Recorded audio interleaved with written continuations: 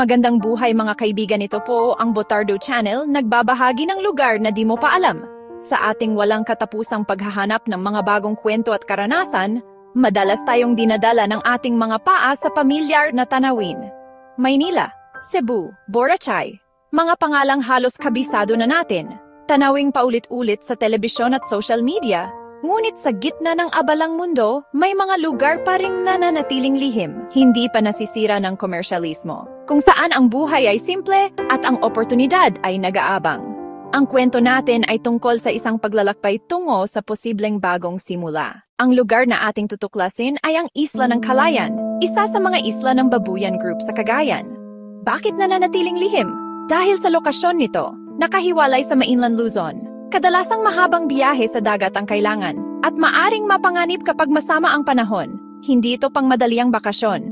Kaya napreserba ang ganda at kapayapaan. Walang malalaking hotel, fast food chains o magagarang mall. Ang buhay ay nakasentro sa komunidad at kalikasan. Sa sentro, munisipyo, simbahan at ilang tindahan. Maraming kalsada ay lupa, kuliglig ang pangunahing sakay. Parang bumabalik ka sa nakaraan, may halimuyak ng tradisyon. Mula sa salitang Ibanag na Chalayan, kung saan sagana ang laya, isang uri ng luya. Naingatan ng Aykalayan ang kanilang kultura at ugnayan. Dalampasigang malinis, coral reef na buhay at mayamang kagubatan. Tahanan ng mga endemikong ibon. Para sa tunay na koneksyon sa kalikasan at komunidad, perpekto. Isang lihim na paraiso na naghihintay sa tamang tao. Nagudungan Hills, pastulan sa tabi ng dagat. Batong pormasyon na hinulma ng hangin at alon. Sasalubungin ka ng malakas na hangin at 360-degree na tanaw.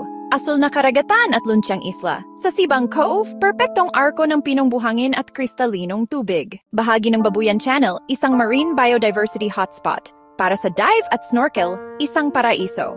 Minsan, makikita mo ang humpback whales tuwing Disyembre hanggang Abril. Isang karanasang hindi malilimutan, kasing ganda ng tanawin ng kultura ng mga Ikalayan. Tuturingin kang pamilya, may pagkain-tulong at mga kwento. Pamumuhay na simple, pangingista, pagsasaka, pag-alaga ng hayop. Sariwa at simple, sinigang na isda, inihaw na pusit, gulay sa bakuran. Piyesta ni San Bartolome, palaro, sayawan at malaking salusalo. Wikang Chalayanin, mapia, Diyos mabalos. Ang pakikinig ay parang musika. Ang pagpunta sa Calayan ay isang pakikipagsapalaran. Mula Maynila, bus papuntang Apari o Claveria, 12 hanggang 14 oras. Sakay ng Lampitaw, malaking bangkang kahoy. Biyahe sa dagat, 5 hanggang 7 oras, depende sa alon. Walang regular na schedule, nakadepende sa panahon, pasahero at kargamento. Kadalasang umaalis ng umaga. Makipag-ugnayan sa operator at lokal na pamahalaan. Maghanda sa posibilidad na ma-stranded. Magdala ng gamot sa hilo at protektahan ng gamit. Walang special permit, mag-register para sa kaligtasan at gabay. Matutulungan ka sa matutuluyan at local guide. Kung may contact, mas mabuti. Marami ang nag-aakalang limitado ang trabaho sa Calayan. Kung corporate ang hanap, limitado. Pero may natatanging oportunidad sa kalikasan at komunidad. Sustainable tourism, tour guide homestay, mismong serbisyo. DENAR, proteksyon, forest ranger, biologist, community organizer, tangkilik sa MPA at mga endemiko tulad ng Calayan Rail. DEFAR, programa sa pangingista at agrikultura, kailangan ng technical at PM.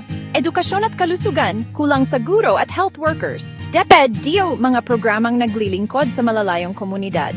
Negosyong sustainable, local ang produkto, may respeto sa kultura, benepisyo sa komunidad. Para sa gobyerno, bisitahin ang opisyal na website ng ahensya. DNR, DA, DepEd, DOH, regular ang job postings. Tignan din ang Civil Service Commission. Kompletuhin. Personal data sheet, transcript, at civil service eligibility. Kung LGU Calayan ang target, dumiretso sa HRMO. Mag-email, tumawag, o personal na magpasa para sa sinseridad.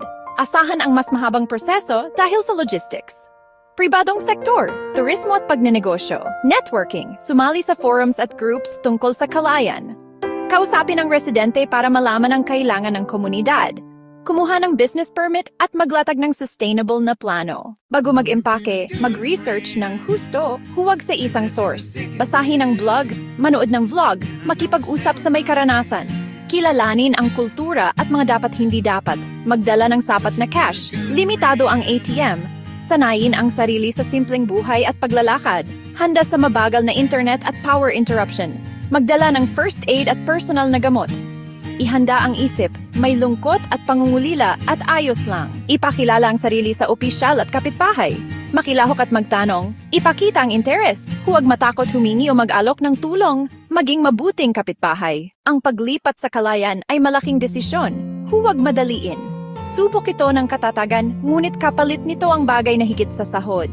Ang tagumpay ay hindi lang pera o posisyon. Ito ang balanseng buhay, may makabuluhang trabaho at koneksyon. Kapayapaan ng isip na dulot ng kalikasan. Iba-iba ang kahulugan ng magandang buhay. Ang Pilipinas ay puno ng posibilidad. Maglakas loob na maglayag, maghanap, makipagkonekta, tuklasin ang lugar na para sa iyo. Ang unang hakbang ang pinakamahirap pero pinakamahalaga. Alalahanin mo ang kalayan. Bagong simula, handang komunidad at oportunidad. Baka ito ang susi sa tagumpay at kaligayahan na iyong hinahanap. Subukan mo, dahil ang magagandang kwento ay nagsisimula sa matapang na desisyon.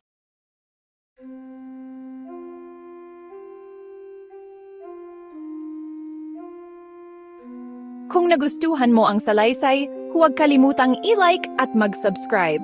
Maraming salamat sa mga komunidad at tagapag-alaga ng kalikasan. Hanggang sa susunod na paglalakbay. Please like, share, and subscribe for the next upload content. Ito po ang Botardo Channel. God bless everyone. Thank you so much for watching, and see you in the next video.